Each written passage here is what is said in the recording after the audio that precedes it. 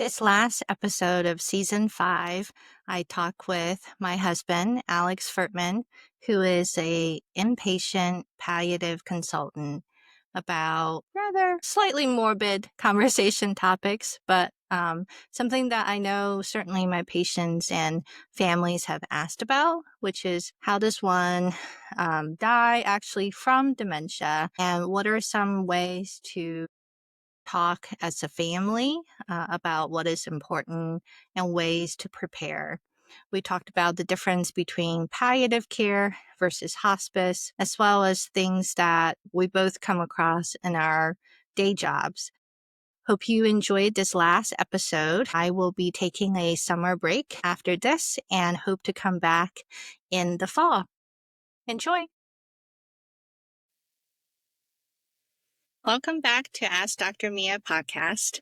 Today, as you can see, I have someone else in my recording studio at home, and this someone is actually my husband, Dr. Alex Fertman. I am inviting him onto the podcast today to talk about his experiences as a palliative care doctor within the hospital. And we wanted to specifically talk about how fun we are at cocktail parties as a doctor for older adults and a doctor for the dying. So welcome to the podcast, Dr. Alex. Thank you for having me, Dr. Mia. See, I thought that you were going to do more of a big reveal because I was planning on doing a disclosure that we're married, but now I don't get to have that chance. Sorry. Here we are. We are married to each other, and our conversations at home are super boring in this way that our children ask, can we talk about something besides doctor stuff? Yeah. That's why we have brought it to the audience today. So, Alex, I think one of the questions that I get asked a lot from folks is, what is the difference between palliative care and hospice? No, and let me first start by saying, I'm a full-time inpatient palliative care doctor, so I exclusively do inpatient palliative care consults, a lot of goals of care. That's the bulk of what I do, and a lot of symptom management, but really goals of care conversations. But really, probably on a daily basis, I'm asked to talk about the difference between hospice and palliative care. I think my short version would be, is really starting with hospice because I think that's an easier concept. Hospice, the way that I describe it, it's an end-of-life service for patients and families who expect to have a prognosis of less than 6 months if generally their disease is not treated, to really provide just excellent end-of-life care. Palliative care, I really think a simple way of thinking about it, it's a stepping stone for hospice, but it doesn't have to be. Probably the biggest difference between hospice and palliative care, hospice again, is you're foregoing treatments that are usually not helping anymore for good end-of-life care. Palliative care is you're still getting normal medical care. You're going to the doctor, you're seeing your specialist, you're going to the hospital if you're needed, but you get that additional support as you and your family deal with serious illness. Symptom management, emotional support, coping, planning for the future. Thank you for that distinction. And I think it's extra challenging for folks who are dealing with loved ones with dementia because our ability to predict when that last 6 months of life is much more complicated than, say, for other cancer diagnoses. I know for my mom specifically, with metastatic cancer, we knew that the trajectory and her prognosis was poor, but I oftentimes find that's much harder to predict for my patients with dementia. Yeah, it really is. And, as the audience knows and dementia is such a hard disease for the patient and the family, and it can be very unpredictable. Dementia, I think, compared to a lot of other diseases people face, you can have a long-term low level of function for quite some time, sometimes years. So it can be really hard for families when to decide when's the right time for hospice, when's the right time for palliative care. Okay.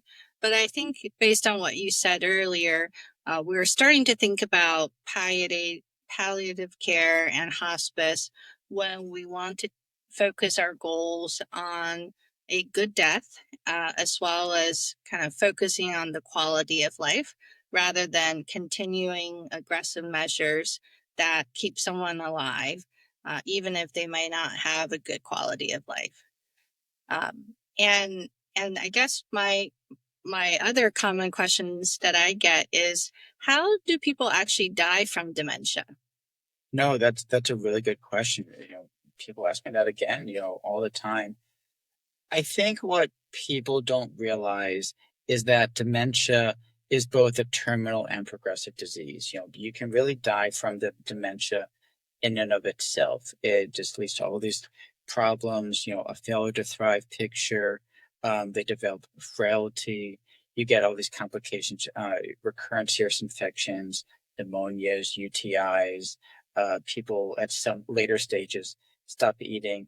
And, a lot of them are older and get all the other complications anyone else will get, strokes, heart attacks too. But again, you can really die from the dementia in and of itself as you just sadly develop a failure to thrive picture, and recurrent hospital admissions for things like um, dehydration, pneumonias, aspirating or food going down the wrong pipe. It can be really hard. So when you say failure to thrive, I just want to make sure our audience understand that usually means that someone is not eating very well. They're kind of just not having a whole lot of energy, not doing a lot, maybe sleeping a lot. And even when you try to encourage them to eat, they don't seem to want to eat or not able to eat. Yeah, it can be really distressing to caregivers. Just they do their very best to motivate them and give them all the best food, encourage them, and really, despite everyone's best efforts, their loved one still just gets sicker and gets recurrent hospital admissions. Yeah. And I know food is such a big part of, our family as well as many cultures, and not eating or watching our loved ones not eat is also painful. I know one question you probably get a lot in the hospital is about feeding tubes. Can you tell us more about how would you advise a family to think through that particular decision? Oh, absolutely. You know, when people get to the end stages or later stages of dementia, a lot of whole host of problems you see. They stop eating, they get aspiration, pneumonia, food going down the wrong pipe, and a lot of times, kind of like the easy go-to response is, well, let's just give them a feeding tube, let's give them artificial nutrition, and this is really hard on families. And I'll be honest, I'm thankful that I get to do the job I do and kind of share this guidance with families because this is just a really hard and sensitive time for folks. But I think take a step back. I think and this is hard to say, but they just don't work the way that people wish they did.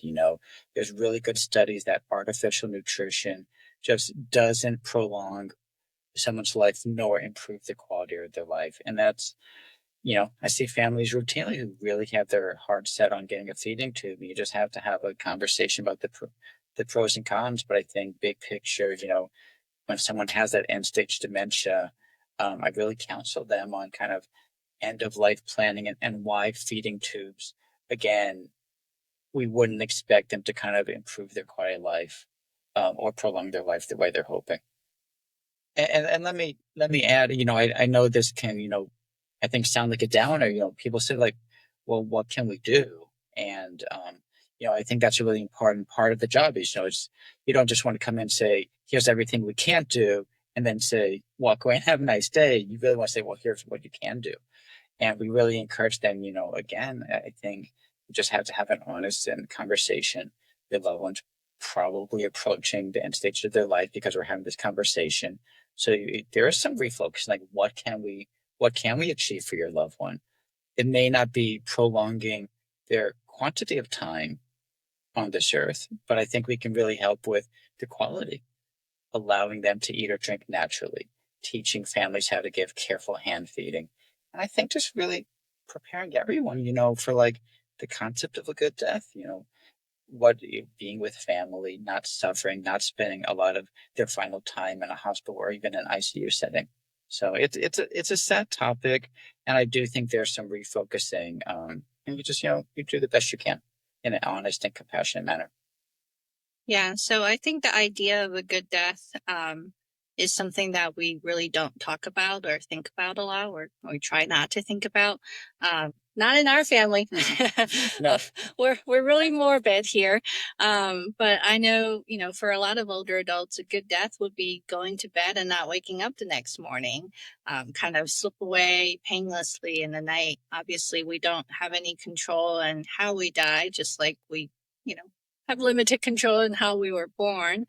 But I think having a discussion with family as to what does a we're all going to die, and what does a good death look like, and what will be important when the time is short.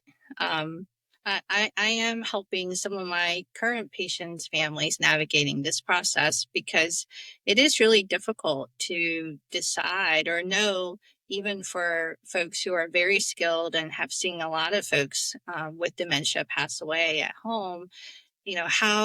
How often do you take them back to the hospital when it is a recurring infection, for example, a urinary tract infection? They do get better after getting some IV fluids or antibiotics, and that they seem to either have a plateau or maybe improvement. But every time this hospitalization for antibiotics happen, I don't know, as their doctor, and the families don't know, how long does that last before the next infection happens? How do you advise folks to think through this particular Oh issue? yeah, yeah. It's like, when you talk to families and, a lot of times they are open to good end of life care, and I want to be clear, like I'm exclusively in the hospital. So I think I do typically see patients who are sicker than people who are not getting admitted. So I want to be clear, like that's the context that I'm seeing folks. As far as, I see someone, who's older, has dementia, they're coming in for some complication like infection. And, a consultation's asked for me to meet the patient, meet the family, and talk to them, and talk through next steps.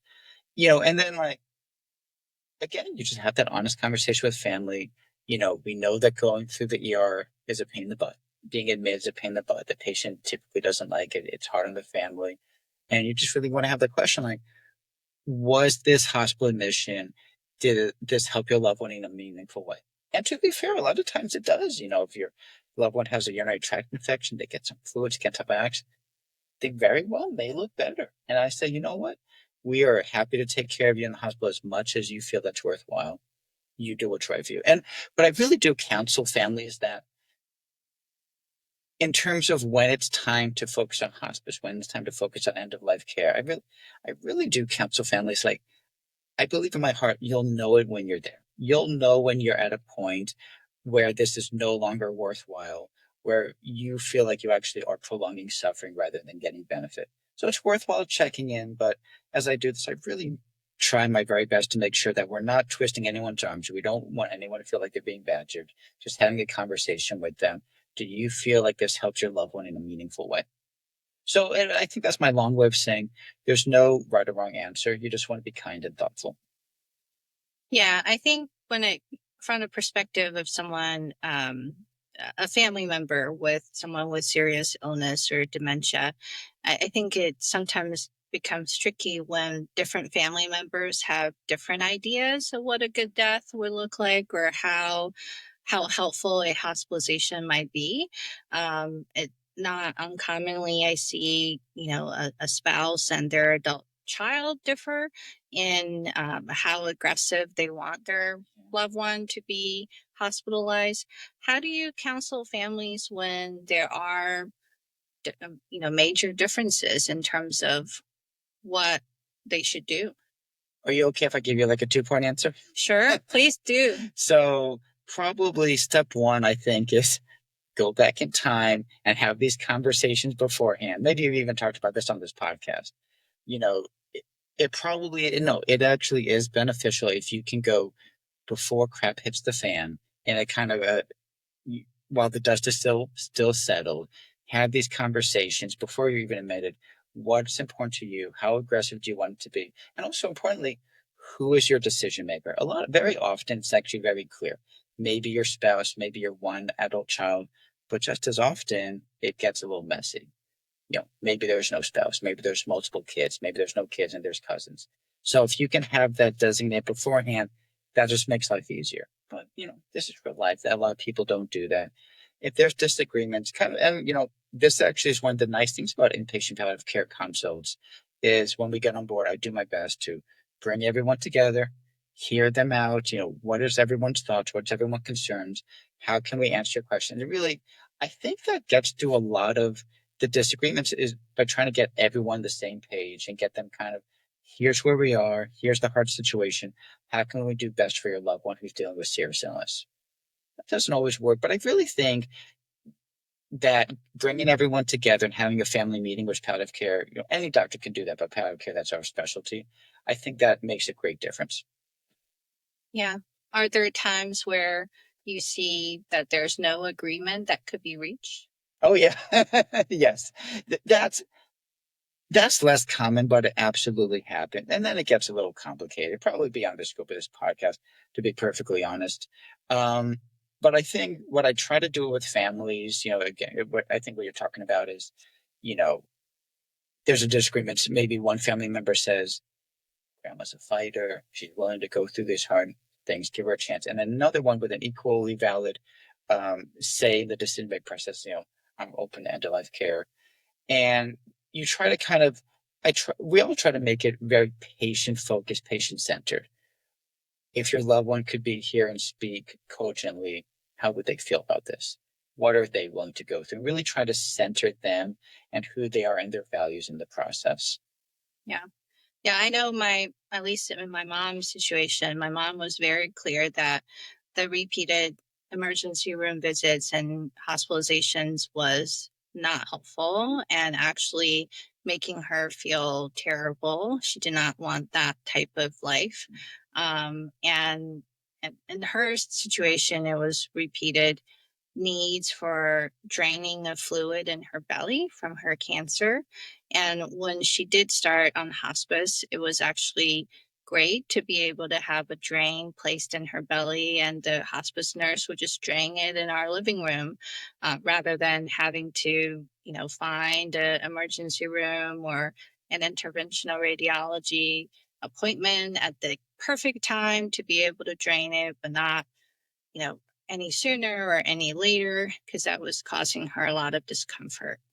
Yeah, and we talked about this. Your mom didn't have dementia. You talked about her cancer before, but she was very brave throughout the process. She was very clear every step of the way what she was willing to and what she wasn't willing to go through. And I think you know really we really commend her.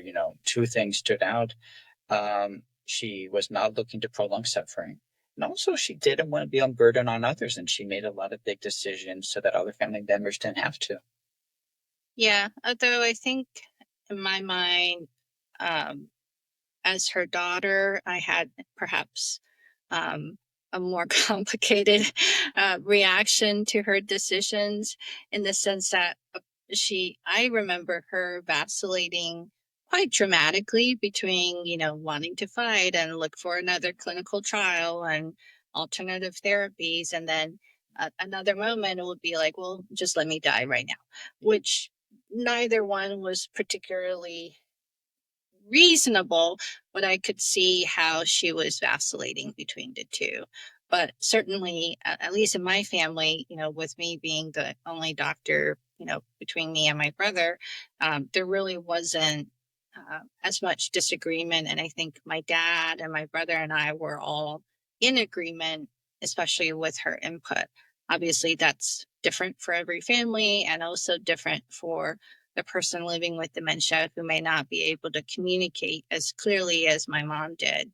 Um, for a slight change of topic, I know I talk a lot with some other previous guests just about their family dynamics as their parent goes through a serious illness. And I know you were very much part of the journey with me as I went through my mom's illness and her passing.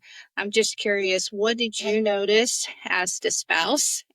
Since, my mom is not your mom, it's your mother in law, but I'm curious from a slightly outsider's perspective, what did you notice? Yeah, I mean, spouse and also like a palliative care doctor who actually has taken care of um, people who've passed away from serious cancer. I tried my best and wasn't successful to really just like be a husband first, doctor second. And it's, everything is so intertwined. You mentioned kind of with your mom, just like oscillating back and forth. And that's really normal for people to deal with serious illness, but I try not to say that too. I really just try to be supportive of you and your mom. And just, I think at the end of the day, it was nice that we knew really early on, because this is who your mom was. She was not looking to suffer. So I think it was helpful. Just like, I think you did a great job of just supporting her every step of the way. Hopefully I supported you. Yeah. I think I did. You did. You're not saying otherwise. No, I think you did. And I think I remember there was one moment in time when I was so busy in the kind of the day-to-day management of logistics of her medical illness that I think you had reminded me that, time with her is short. Not that I didn't know that. I think I knew it intellectually, but less so emotionally and in my heart. So I appreciate you. I mean, obviously, it was hard hearing it from you, but I think I appreciated you bringing that to my attention at the time that you did, because I was really thinking more logistically rather than the big picture. Um, I also appreciated you kind of um, telling me when I am overexerting myself, because I was making a lot of trips to Charlotte to see her and take care of her, and I know, you know, I could have gone, but I think you said that you and the kids also need me, and so there were some times when I decided not to go, but to try to delegate as much as one can. But it was still frustrating. I do remember being very emotional, probably. I don't know, for the most part of those 2 years when she was dealing with her cancer. And I'm sure I wasn't very fun to be around some of the times. So I appreciate your support and just being able to kind of navigate that process with me. Yeah. Thank you. Okay. Well, anything else that you wanted to share with our audience? Just thinking about um, advice, things that you wish families would do sooner rather than later. Oh, yeah. Oh, so much advice. I think so. All serious illnesses, dementia included, I think, especially, for adult children who are becoming more involved with their parents as they go through this, I think just a couple things stand out. And maybe you've talked about this, maybe you haven't. Just some really pretty easy things that are very high yield. Who is mom or dad's healthcare decision maker? Do you need to make one? Can you get it down in writing? Can you complete a healthcare power of attorney? Very easy to do, can be very high yield. Now, I will say this, like, this doesn't bite me in the butt. Like, if there's just one clear person and I mean, let me ask you, I think it's not as important. Yeah, I say that I think Yeah, that healthcare power of attorney is really crucial when it's not your default. So every state has a surrogate decision maker that usually goes by your spouse, your adult children, if you have multiple, the majority of your adult children. But different families have different dynamics, and maybe they have a partner who's not married but is very much in the role of a spouse. By law, that person may not be the default decision maker. But I would say clinically, unless there are contested decisions, most of the time we really ask verbally, without right. necessarily seeing what's on paper. Yeah, so I don't want your audience to hear this and then stress out that that's something they absolutely have to get done. Right. There's a lot of times It's not done. Yeah. and that's absolutely okay. Right. The majority of people I meet don't have any type of documentation. Right. So And then in the state of North Carolina, if you're listening from North Carolina, the healthcare power of attorney paperwork, if you do decide to get it done, does not require a lawyer, but you do need to have a notary and two witnesses who are not related to you to be able to sign that. The durable power of attorney, which I have talked about in a previous podcast, that is in control of your finances and your house and all of your assets. That definitely requires a lawyer to complete. another thing that I would say again, really all serious illnesses, dementia included. I think just have a conversation at some point with like your family with them, what are they hoping for as they get closer to the end? Kind of I think big picture is this person looking for really aggressive care, do whatever it takes, in and out of the hospital, in and out of the ICU, or are they looking for maybe more really what you would consider like a good death, a good passing, more peace and comfort, more time with family, less in the hospital. So I think just kind of opening our brain and not to be morbid, not to focus exclusively on death, but sadly, in the American healthcare system, there's a million and one things you can do to people when they're sick. And I think we don't do a good job as doctors of saying that this is actually in their best interest or is going to really turn things around. So I think just kind of mentally preparing yourself, that our loved one's time may be coming shorter. There's no crystal ball. No one knows. But I think just kind of mentally preparing for that. Yeah. If that makes sense. Yeah. And I also think asking specifically, if there is a decision to be made, for example, a surgery or a procedure, does this thing actually get someone back to, say, their previous level of functioning or whatever goal that is the most important? Does this allow them to eat ice cream again if their goal is to eat ice cream and sit in front of the TV? Or is it something to get them back to the gym? Sometimes surgeries are needed in order for that. But I think that knowing what the goal would be is helpful because the default goal is always to keep you alive for as long as possible, even when it's not a good quality of life that you would want. I do think, especially, late stage serious illness, I really think the question becomes, it's not, can you get my loved one better? Because, that's, I think, just, human nature. It's kind of, I think there's some reframing and refocusing of like, what can we achieve for our loved one? Is it more time with family? Is it more time at home? Is it kind of their spirituality? Is it avoiding being a burden to their family? Is it avoiding being in a nursing home? Is it avoiding the prolonged dying phase? I think those are kind of the more realistic goals that we can achieve sometimes. So I do think I think people really benefit from a reframing. Absolutely. Thank you. Thanks for that. And thanks for joining me. Having me. Yeah, thank you. I just told you to record this podcast with me. So thanks for listening. And this will conclude this season's of Ask Dr. Mia podcast. We're going to take a summer break and I will be back in the fall. Hope you all have a great summer.